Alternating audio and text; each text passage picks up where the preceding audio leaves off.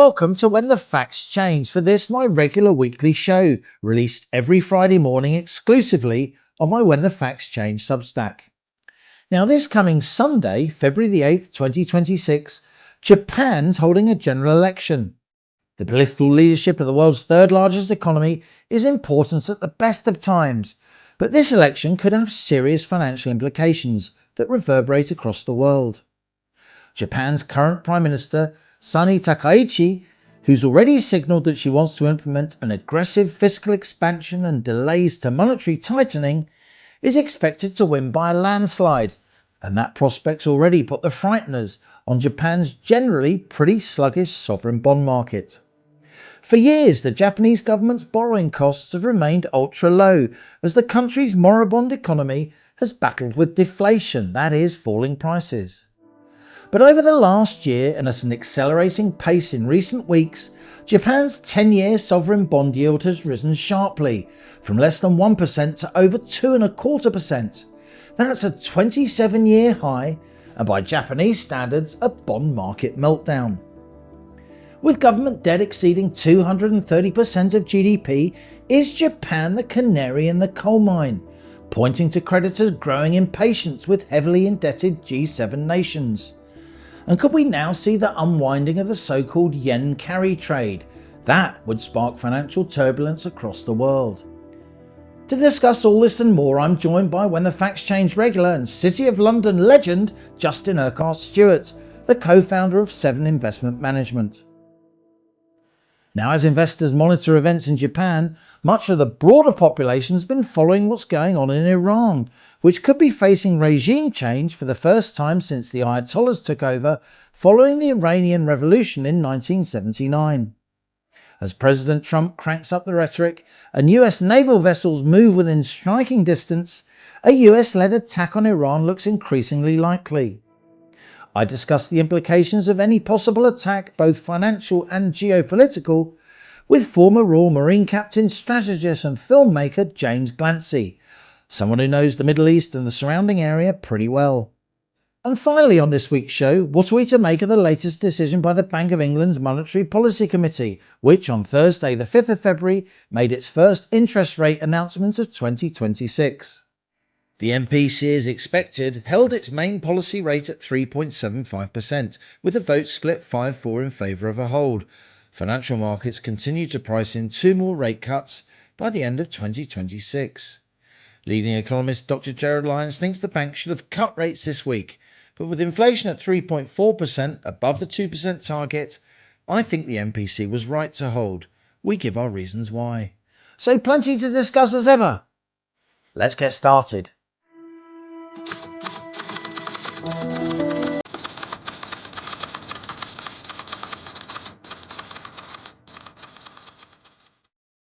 Justin Urquhart Stewart, great to have you on When the Facts Change as ever. Before we get down to the serious stuff, because we are Syria, are we not? Tell us about your little friend. My little friend, this is, of course, is the source of all economic knowledge, known as Betty, and I have to do what she does. Otherwise, I end up in some considerable pain and having to staunch the blood from various scratches on my legs. So bear with us while we end up with a part-time member of this team. She'll get bored in a minute and hop off. If it's very boring, I'll hop off and she'll stay. Well, we wouldn't want any blood on your lovely crisp white shirt, would we? Look, let's so much to talk about. Really, really febrile times, I think. Let's start with the Japanese election on Sunday. Let's try and explain to When the Facts Change viewers and readers what's going on. We've seen a surge up in the Japanese bond yield, up from 1 to over 2.5% over the last year or so, accelerating in recent weeks and even days. We've got this election on Sunday. It looks as if an administration that's going to do big fiscal stimulus, maybe be a lot more aggressive on monetary policy. It looks as if they're going to come in, and the bond markets don't like it. Obviously, Japan's got a huge debt, 230% of GDP. First question for you, Justin, is the fact that investors seem to be pushing up borrowing costs even on Japan, most moribund bond market in the world, is that a canary in the coal mine? Does that point to the fact that creditors are getting more impatient with indebted G7 countries more generally? Well, Liv, you're quite right to highlight this because the Japanese bond market isn't exactly the most ripping topic to actually go through. And for most investors, they'll start glazing over quite quickly. It is probably, and this is like not overdoing it, the most important subject we're having to deal with for investments at the moment. Why? Well, you mentioned just now the level of borrowing.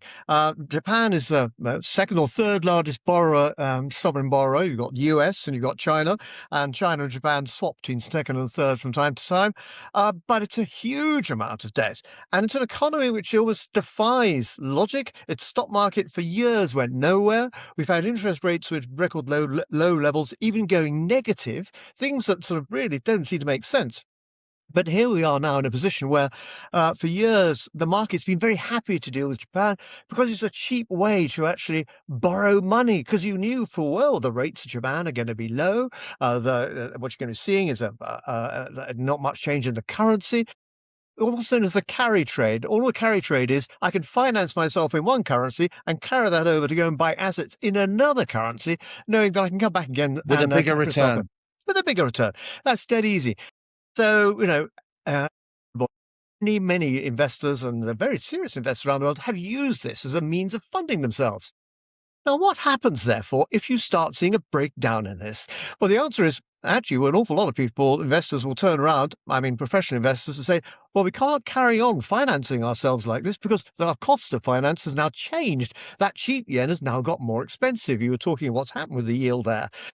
So what are they going to do? They'll start selling the assets they bought with it, which will be equities elsewhere around the world. You want another reason to think why equities might probably too high? Well, here's one. And of course, no one's mentioned this at all. And if this we were talking about, I don't know, France or Germany or something like that, it really wouldn't make a huge amount of difference. But Japan's debt is huge and its economy is very large despite what's happened. And so for this sort of hidden mine is sitting there, and unless we take some notice of it and markets start realizing, then they could find themselves in a very difficult position. And as I'm sure we'll talk a little bit later with this, is what's the knock-on effect of this? It's not just a one-off issue affecting Japan. This is a global problem. It sounds awfully technical, but the way to think about it simply is people have borrowed cheaply and invested elsewhere around the world, and now the cheap borrowing is going to rise, and all you need is 0.5%, 1% rise. That could be doubling the cost of that financing, and that's the bit the markets aren't pricing in at the moment. I think back in 2008, Justin, I remember us talking about credit default swaps and collateralized debt obligations and all the rest of it. And suddenly those arcane concepts were literally the point of discussion down the pub. You know, people will come up to me in the dog and duck and say, what is a credit default swap, Liam? Because these people on the news, they keep saying it and they don't seem to understand it. And I think, you know, the unwinding of the yen carry trade, what a word salad that is. But I think the unwinding of the yen carry trade could become one of the major trends of our time. I personally think stock markets are incredibly overvalued around the world. We'll come on to that, not least because of lots of hyped up AI investment. Not to say that AI isn't important.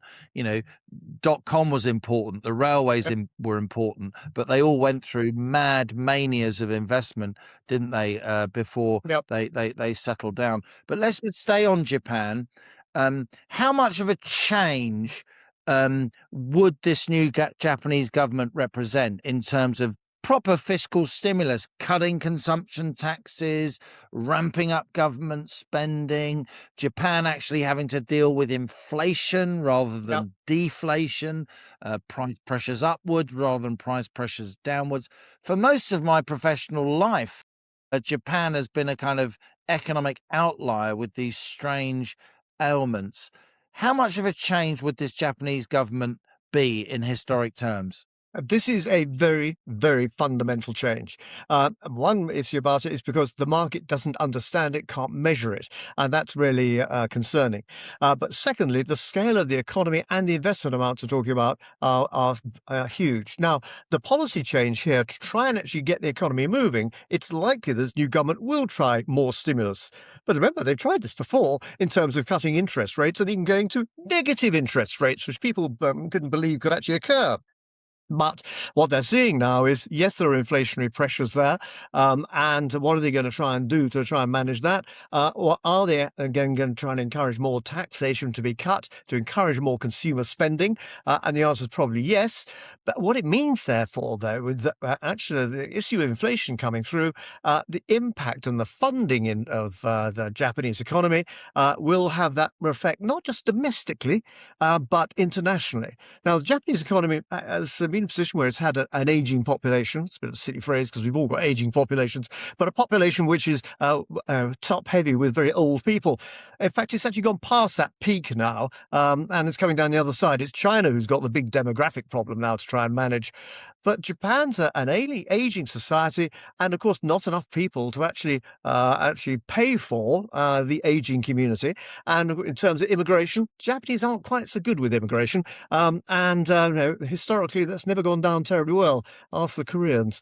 This is and not just an interesting issue in terms of impact, it's whether actually they're going to be able to make that change, because governments have tried to do this before. We've had this economy which has always looked flat as a pancake. It's a ludicrous amount of debt, very record low levels of interest rates, and yet nothing seemed to happen. And was it that Japanese companies were doing badly? No, not really. Was they dealing with out of control inflation? No, diametrically the opposite. So it is, in many ways, almost a contradiction to the rest of the world. All the more reason, therefore, to pay attention to it, because this contradiction will have that effect on us. So let's assume the new government comes in, they will get out their matches to see if they can get the bonfire going again. Certainly initially, you've already seen some talk about maybe there's the consumption tax on alcohol. That may change and provide a short-term boost. Mind you, they might need the alcohol if it doesn't work properly. So those sort of elements may have an impact. It is trying to actually get the government to invest more, to go out and be spending more. Well, it already has been doing that to a very great extent. But it's a change in attitude in the policy. That's going to be the main thing. Because therefore, how do other countries respond to it? Now, what the key issue, therefore, is going to be, well, there's two main issues here. One, the relationship with America, because they need each other, and also the relationship with China, where again, also they need each other. But especially with America, the trade links there are absolutely vital. The tariff mess we're seeing from the president at the moment has thrown up all sorts of problems for the Japanese manufacturers, but they've already been well spread. They've got manufacturing operations in the States. And so it's going to be seeing what effect that has on other trading partners elsewhere around the world, as Japan probably takes its focus away from America and look somewhere else. Now, they're not going to be linking up with China anytime soon. Pretty bad blood between those two countries. That's historical. And the Japanese seem to have forgotten the one word that would be quite helpful, which was sorry. Never goes down very well when the Japanese Prime Minister turns up at the war graves ceremony and bows to the Japanese war dead without any mention of the effect of that. I know it's old history, but the Japanese don't forget that, and the Chinese certainly don't forget it. So the yen carry trade, it is a big deal. We could see an awful lot of investments around the world that have been built on leverage that's based on cheap Japanese debt. As that Japanese debt gets more expensive, as the whole panoply of Japanese interest rates rise, as the sovereign bond yields rise, you could get a lot of those investments unwinding. A lot of those investments will be sold. You could get a lot of capital being repatriated back to Japan. That will push up the value of the yen, which will make the carry trade unwind even faster. So that is one danger very much on the horizon. For me, the other danger to stock market valuations is AI hype. This has been a theme I've talked about a lot over recent months. It's not that I don't think AI is important. Of course, it's really, really important.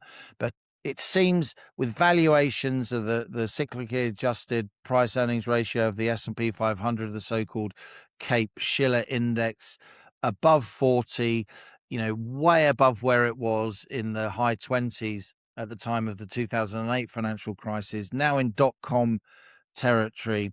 We're seeing some of these big stocks come off, aren't we? We're seeing the likes of Nvidia. We're seeing the so-called Magnificent Seven, the big tech giants that dominate the S&P 500, that make up more than half the S&P 500, Tell us about sentiment in markets at the moment, Justin, when it comes to those AI stocks.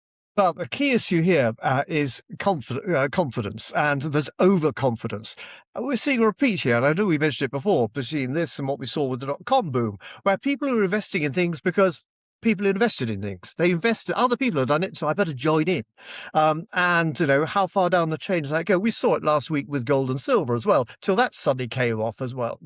So the impact on this is very, very dramatic indeed.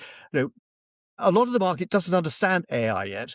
What are the full implications? You've had some people saying, well, it's just a supercharged Google search engine to actually fundamentally the way we do business. And the real answer is we don't know yet. We don't understand the full implications of it. So are we dealing with the start of Terminator 3, or are we actually just dealing with a greater improvement of our technology? So people have to be careful. Now, we always talk about warning signs in the markets. Well, take notice. These are warning signs for a reason, because when there's lights are flashing, it doesn't always mean when you're heading for a crash, but it is warning that something is out of kilter, and therefore be careful. And being careful means actually pulling in your risks, making sure you're going to safer havens, and that's why we saw a lot heading towards those metals, or even just glorious old cash. And of course, for other countries, coming back to your domestic currency, or in the case of many people, actually going to the dollar. But even that now is losing its sheen, because the person running the dollar, used to think it was the Fed, but apparently not anymore, and is somewhat unreliable. So people don't want to take more risks. If you don't want to take more risks, that means you'll have got less confidence. You've got less confidence. That means governments won't be pursuing big projects. You have companies actually delaying investments, not employing more people. In fact, diametrically the opposite. And you'll find companies actually find themselves having to adjust their trading to where they can actually get their reliable supplies from to other areas. And these can't be done overnight. These take sometimes months, years to try and agree and sort themselves out. So the issue we've seen post Second World War, where we ended up with a level of, I suppose it's overconfidence and complacency. And if you want to see one good thing that Trump did, he blew the complacency apart in terms of things like NATO and other things like that. But it also actually blew other things apart without realizing the consequences. And one of the areas I've been banging on about boringly is it's all very well doing adjusting your own tariffs. Actually, there's a tariff on the other side as well, the person you're trading with. They will do something in reaction to it. And in reaction to it, as we saw from Mark Carney, when he stood up in Davos, and instead of actually making cooing noise to America to say, well, actually, our next door neighbor, it'll be fine in the end, actually just turned around and said, no, actually, we're going to have a better deal. I've been over to Beijing. I've got a deal here, and we're going to do our big trading here with one of the key areas for America, canola and also wheat. The big trade there to America is vitally important. Now, doing that trade to China, that's almost, some form of religious change, because Canada always exported these agricultural products straight south of the line. If that's going to change now, the consequence, not just for farmers, not just for people who need that for making bread or whatever else, but the whole supply chain going through, really, then you're pulling at that strange piece of thread of your favorite jumper, and it really will unwind quite quickly into ways we don't know, because we've never seen this before. We can obviously prognosticate about it and get some idea. People need to be very careful indeed. I don't want to be sitting there saying, run for the hills, everybody, but take down your risks, improve your cash position, and make sure, therefore, that at least home base is going to have some sort of protection. Now, if that's just me doing it, or a few individuals, now put that on a company basis and see what their plan's going to be like. Now put that on a government basis. This is a fundamental change, and we do not know where this ends up. And therefore, the result of that, back to that word again, a lack of confidence, reduced risk, the economy starts slowing because there's less money flowing through the economy. Speed of money through the economy, one of the key measures you want, not just for the success of the economy, but also for the tax take as well. Governments have a lower tax take and therefore can't fund themselves. This is a dreadful picture, and I'm afraid it's one of those ones you don't want to shout too loud, just in case you happen to be right. But we just need to warn people that careful, and particularly to our financial experts in government. No, we haven't got any. But if we had any financial experts in the government to really start taking notice of this and actually pulling back and not get caught up in other stories which are deflecting them nicely, which of course in Britain we've got at the moment with various political scandals. Those political scandals are important. But actually, I would say this is far more important to us all, not just a sleazy political British story. Let's just talk finally, Justin, in the last couple of minutes about what's been going on in the UK. Absolute scenes in the House of Commons in the middle of this week on Wednesday. The Tory leader, Kemi Badenoch, really taking Starmer to pieces. Starmer acknowledging that he did know that Peter Mandelson was still friends with Jeffrey Epstein when he appointed him as British ambassador. Lots of embarrassing emails released by the US Department of Justice, etc., etc. What are the dangers here if this Labour government melts down entirely? Starmer is now the betting markets are predicting that Starmer will be gone by the end of the year. He's likely to be replaced by an even more left-wing leader. Rachel Reeves is likely to replace with an even more left-wing chancellor. Does that worry you? It worries me a great deal. A very close friend of mine, a very well-respected journalist known as Virginia Blackburn, also known as Mrs. URQUHART Stewart, would say precisely this morning. Yeah. Yes, you may want to get rid of them, but what's going to take their place? How many of those other people on their Labour benches do you sit there and say they've got experience of what to do? Or remember what they've been talking about before in some of the more extreme policies, and that's where we definitely don't want to see those areas coming in. So again, what's that word that that's going to affect markets for this? It's the confidence that actually people don't have confidence. Just my cat, I'm afraid. There goes the bloodstream. And what you're going to see is actually people are looking at the British economy, British government, and saying, I don't know what you're doing. I don't know where you're trying to get to. I certainly don't believe you've got the ability to get there. So therefore, I'm not going to be supporting your debt anymore. And if I'm not supporting your debt, that means what's going to happen is the cost of that's going to go up because people are going to have to actually pay more to get people to come and buy it. So this is very worrying. Yes, it's a domestic issue for us, but it's not just some fantastic entertainment in the House of Commons to actually enjoy this political battle. No, it's much more important than that. This is something which goes to the real core element of confidence in trade, confidence in the economy. Well, you have to go back to, I know it sounds ridiculous, but the Profumo case in the early 60s, where you had a government minister linked with leaking documents through prostitutes back to the Russians. I mean, this is a treasonous behavior, and those same words are being used right now. It's not so much whether it's treason. It's, again, the effect it has on that confidence. People respect Britain for being an honest place you can do good business with because they're quite reliable. Are they? I should think people are looking at it now and saying, actually, we think you're incredibly unreliable. You've got a leader who's got a time ticking away on his leadership. The alternative looking, well, pretty unreliable as well, and no obvious opposition that can come in without necessarily having an election where you end up with a plethora of parties and you're going to end up with another coalition, except probably a rather weak coalition of those who just wish to participate rather than necessarily having a clear idea as to how we get out of this. Now, lover or hater, there was one person who actually led us out of a problem like this before, and that was Mrs. Thatcher.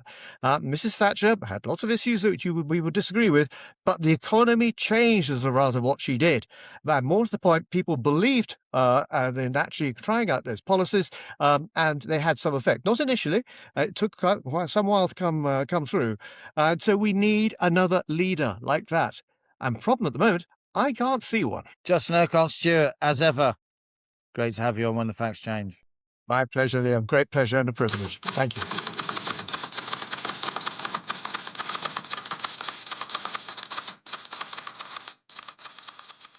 James Clancy, thanks so much for joining me here on When the Facts Change.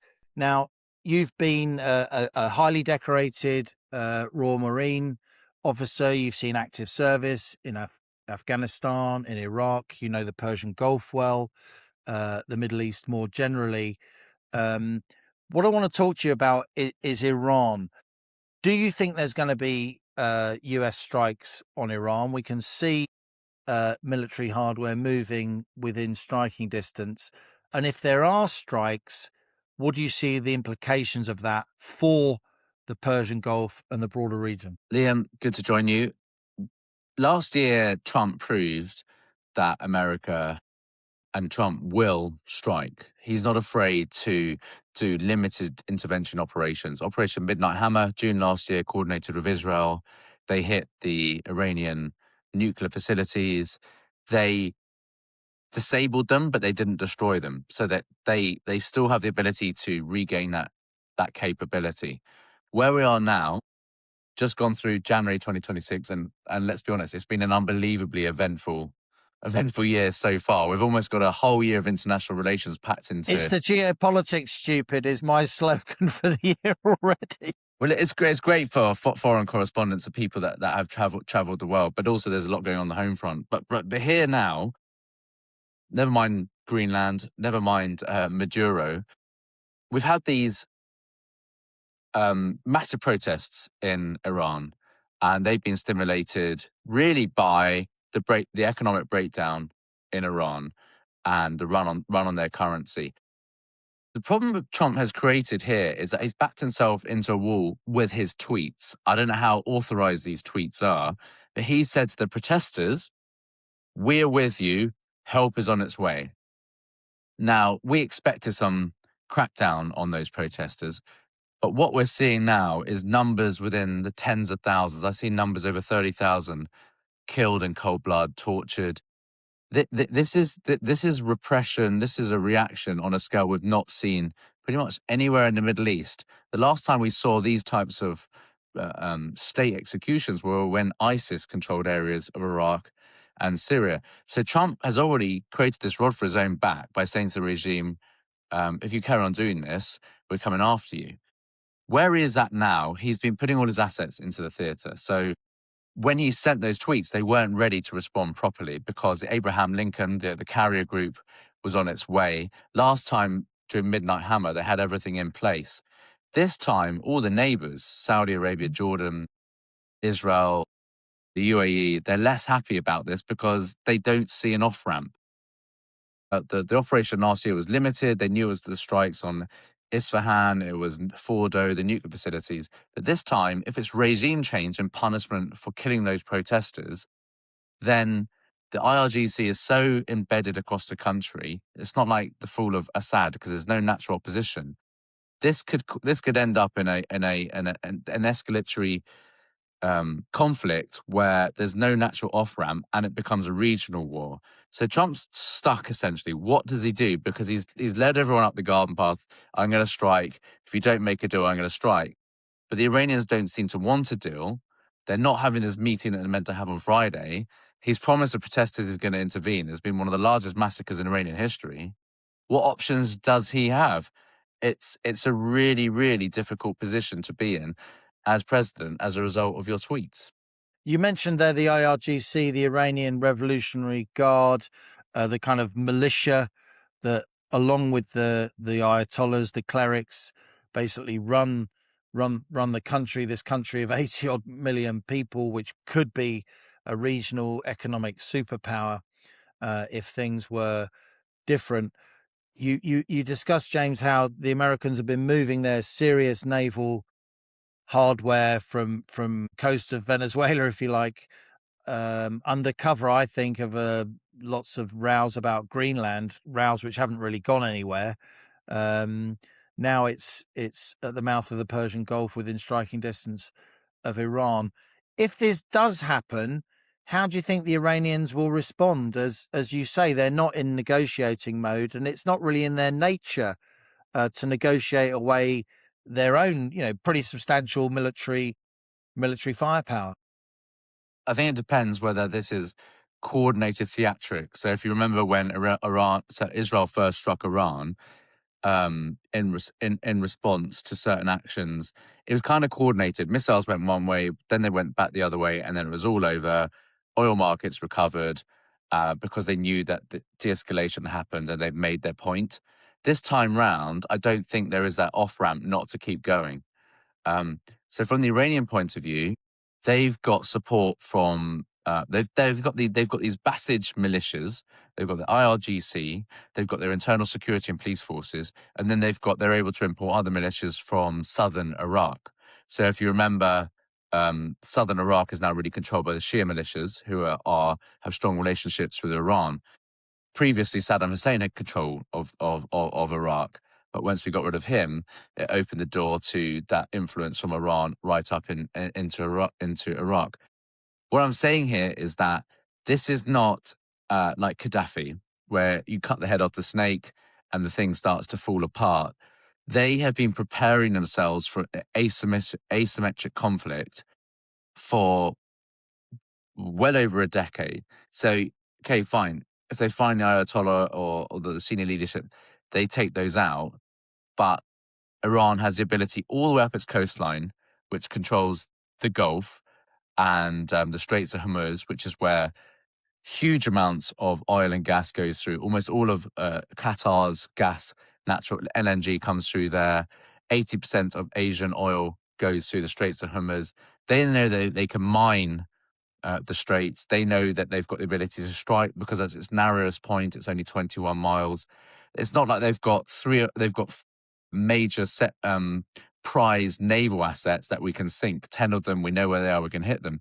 They've got mini submarines, they've got full fast attack craft, they've got the ability to launch from land off a huge coastline.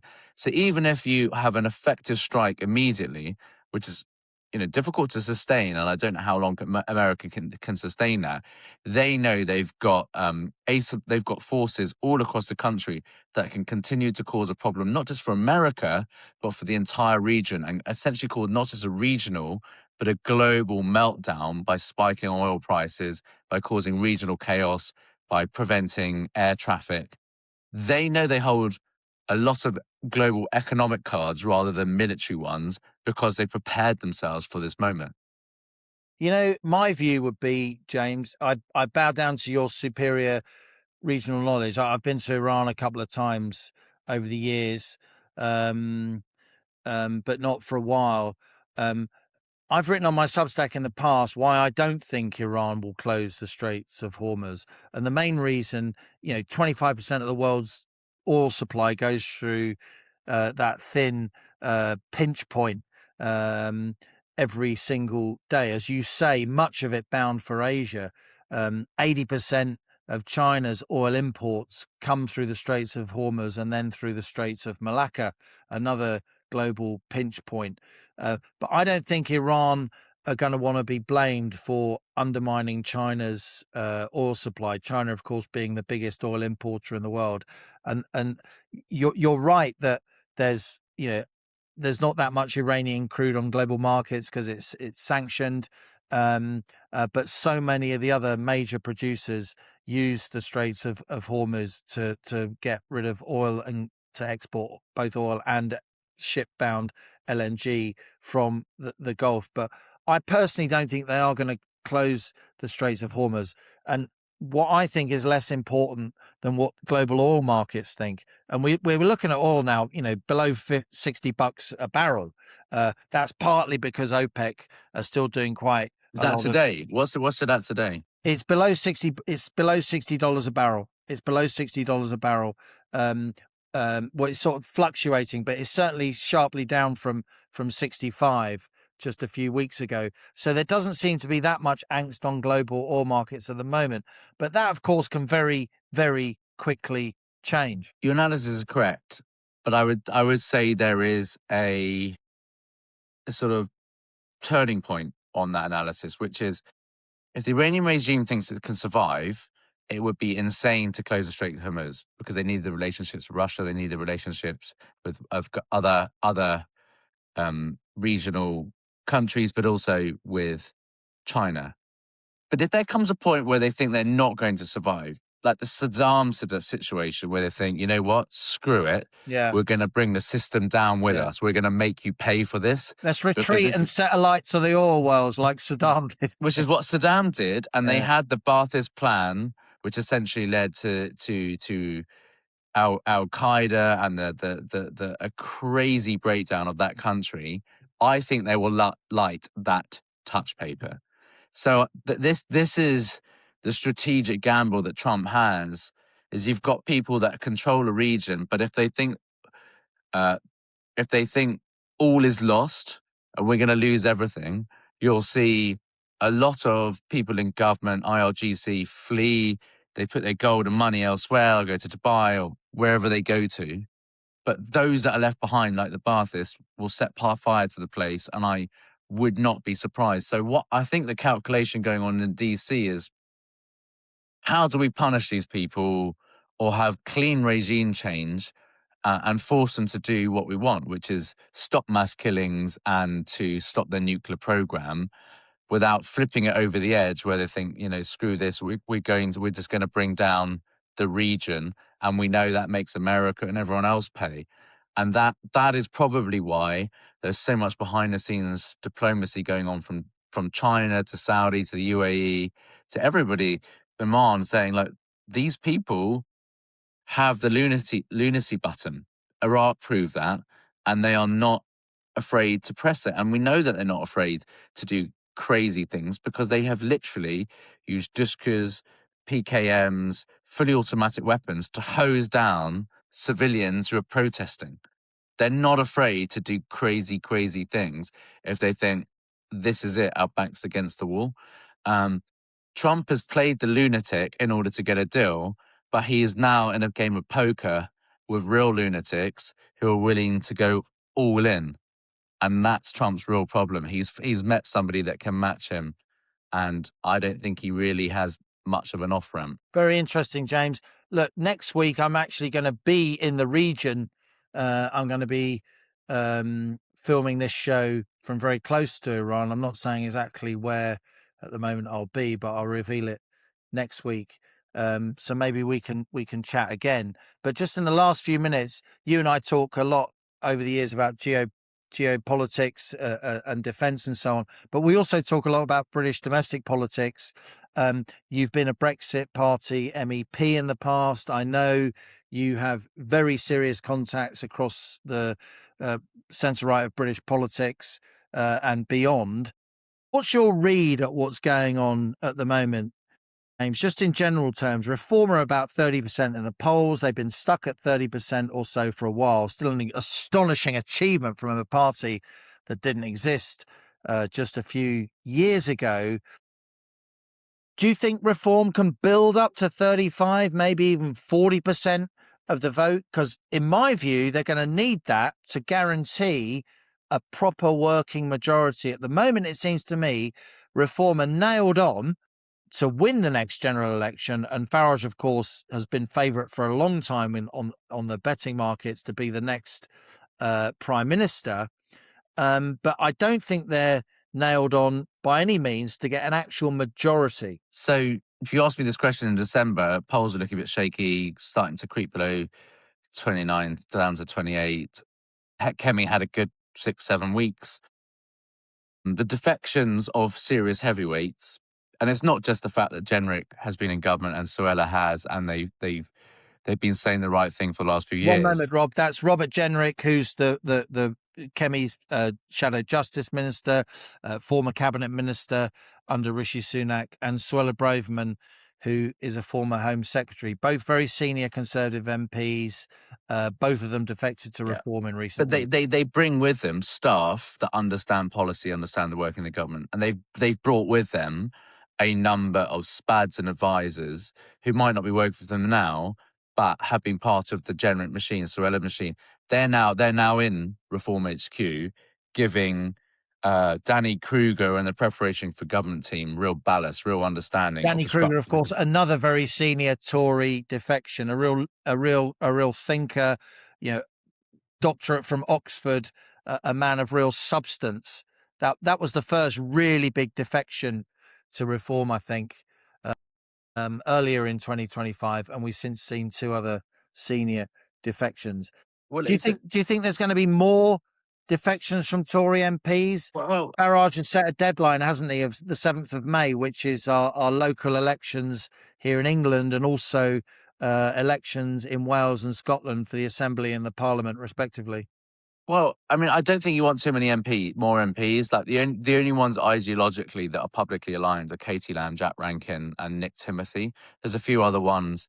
There's a lady this week that gave a very good testimony to, online about the suppression of Muslim women as a result of Islamic culture in Britain. And she might be more aligned, but there aren't many, and you don't want too many. I think just back to your original point is the professionalising of the party now. Everyone's been saying it's policy light, it's policy by media, but there's real stuff going on behind the scenes. Starmer's in meltdown. I think what happened today with Starmer, I don't think it's irrecoverable. When he admitted at the dispatch box, pushed by Kemi Badenoch, leader of the opposition, that he did actually know that Peter Mandelson was still close to Jeffrey Epstein when he appointed him to be Britain's ambassador to the United States. Yeah, I mean, look, it's this chaos that we've gone from Conservative chaos to Labour chaos. That plays well for reform, but a lot of sensible people, hardworking people, are worried about backing a horse that hasn't proven. You've got some more sensibles joining, and I think as Nigel and the team go from just announcing policies that they know are popular, like the pub stuff yesterday is important, it's great, but we need to see a greater strategic economic policy, defence policies from a Home Secretary and a team. That is coming, and as long as there's not a snap election in the next 12 months, which would not be good for reform. I don't think reform is going to be ready until the end of next year. But if they've got another 18 months, those are it's that hard work that goes into policy, building a team and building the front bench and vetting the MPs that will enable them to go from the 30 to probably the key 35 to 36s that you need to form a government, and then crushing the Tories and doing a deal with what remains of them. That, I think that's possible. Starmer falls and Labour are divided between the left and it's not the right, but whatever they are. The hard left and the soft left. Yeah, exactly. And it brings down the next Labour government within 9-12 months and the markets don't like it. Then we're heading for dangerous split territory. I think give reform another 18 months, 2 years, and it will be ready. And, within that time, there's going to be more rapes from illegal immigrants. There will be more terrorist attacks across Europe and Britain. All those things, people realise that this country is broken. But it's a new party. It needs a bit more time. So let's watch this space. But from what I've seen from the party, I was a Brexit Party MEP. It was run from a mobile phone in a small office. It was a single issue party. It was just shoot from the hip. That they are very quickly moving towards being a functioning party ready for government, but it's not there yet. There's hard yards to go. James Clancy, thanks so much for appearing on When the Facts Change. Thanks, Liam. And I would love to speak to you on our show next week on Outpost on Substack as well when you are in the Middle East. It's a deal.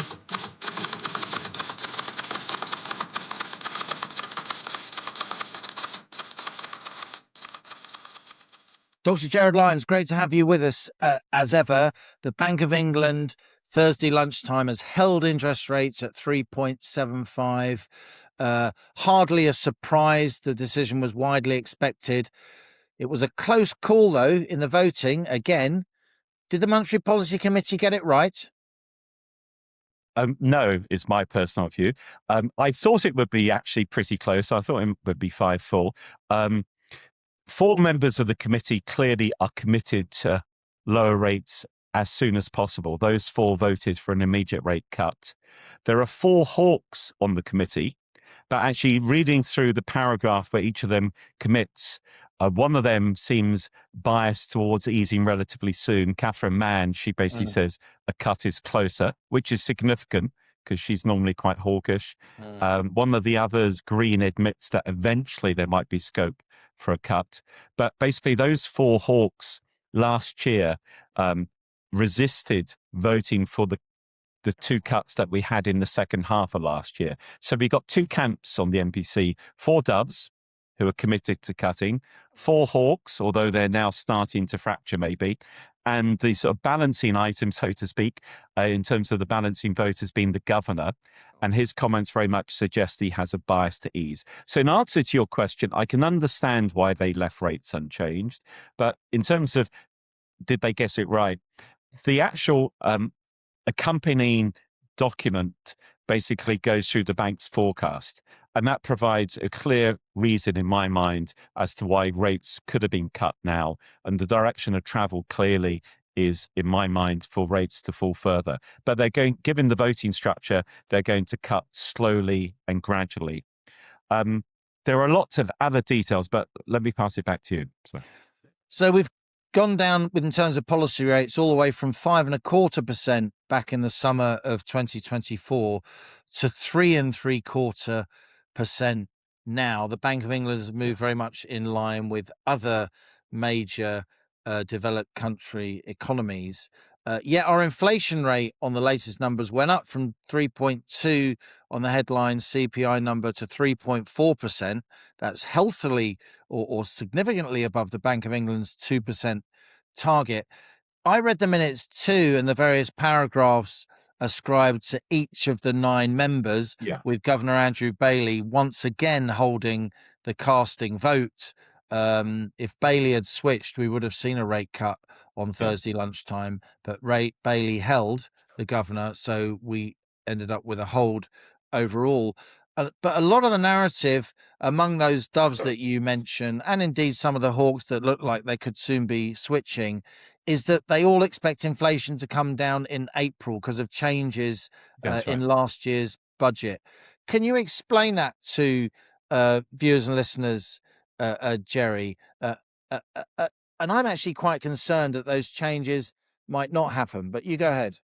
Yeah, maybe just as a prelude to that, one of the key issues in terms of that easing cycle that you've mentioned has been that the economy, having been hit by a number of shocks, is now normalizing. So that's been one of the narratives in the last 12, 18 months. They're easing as the economy responds, gets back to normal. The question then in terms of normalization is, does inflation get back down to the target? And if it gets back down to the target, will it actually stay there? And if it does that, then where should interest rates settle? So in terms of inflation coming down, in fact, there is a number of issues linked to this. First, the bank has actually sort of been too cautious, shall we say, in terms of recent forecasts.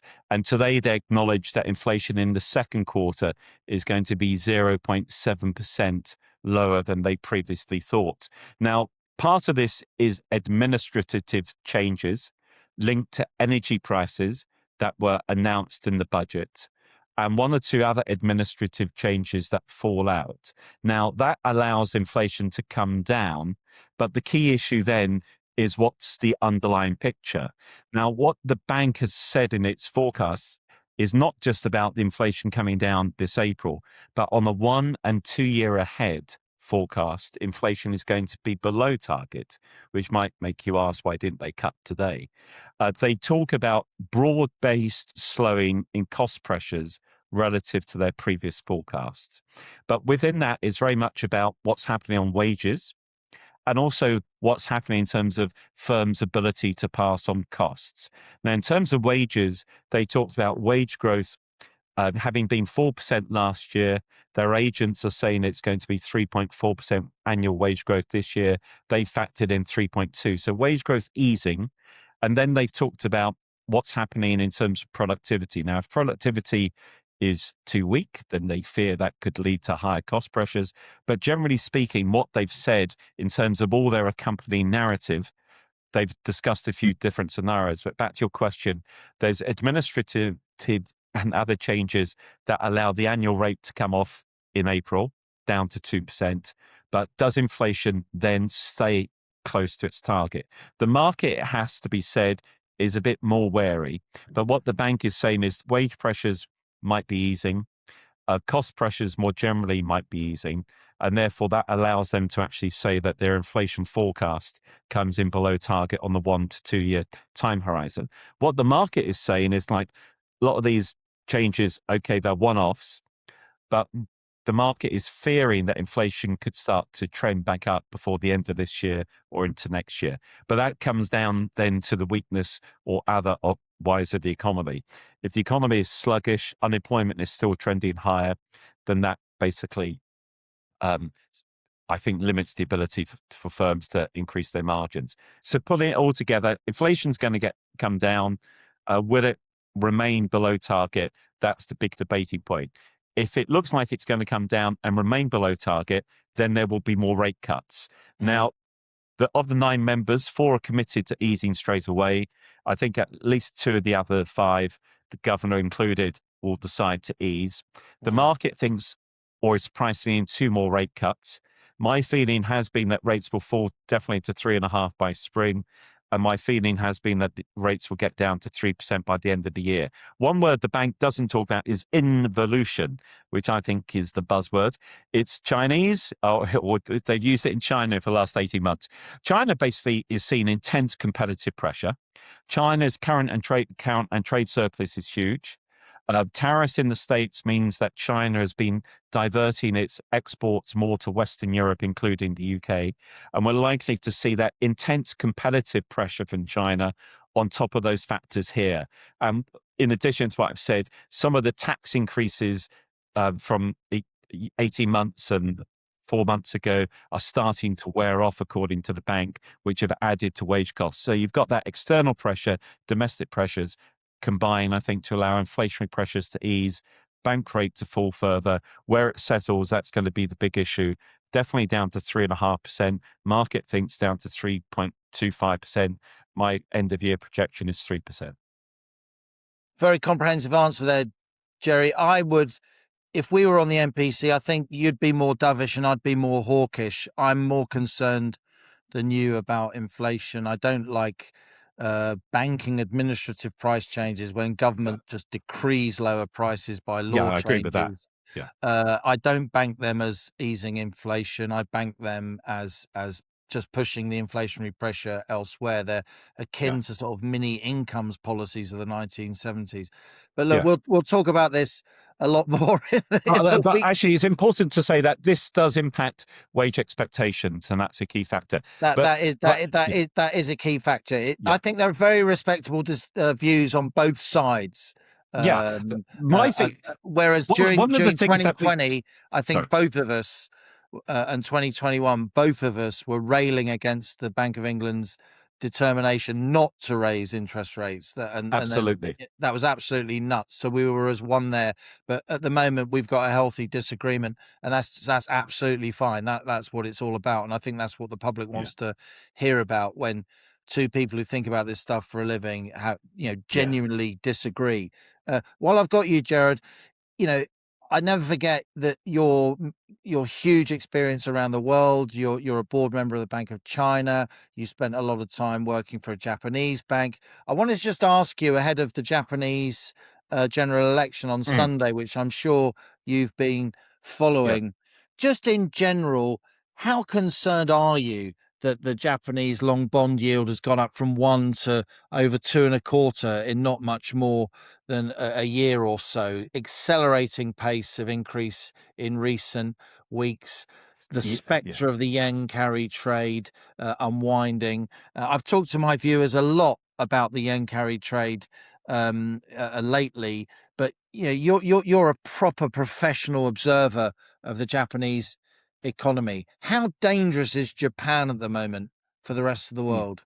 Yeah, well, let me answer it in this context. I've written a column in the Times today saying that one of the big issues is that there is no longer a safe haven globally. Government bond markets are now heavily influenced by shadow banking players, non-bank financial institutions, including leveraged and opaque hedge funds. And the governor himself alluded to that in testimony to the Treasury Select Committee recently by being harking on about this for some time. And the other safe haven, the dollar, clearly is under threat for all the obvious reasons that are clear to everyone. But in terms of government bonds, I think that's a prelude into your question, because last year, I think, definitely one of the early warning signs was the rise in Japanese bond yields. Now, initially, this was because the Bank of Japan itself was talking a more upbeat view about the economy and a more hawkish, as dare I say it, in a positive way, view on inflation. They wanted to get inflation back up to 2%. So the Bank of Japan was After talking years about of deflation, of course. Yeah. That's right. They were talking about higher interest rates, and that started to set the trend. But sometimes you don't really want things to happen that you wish for. Bond yields picking up.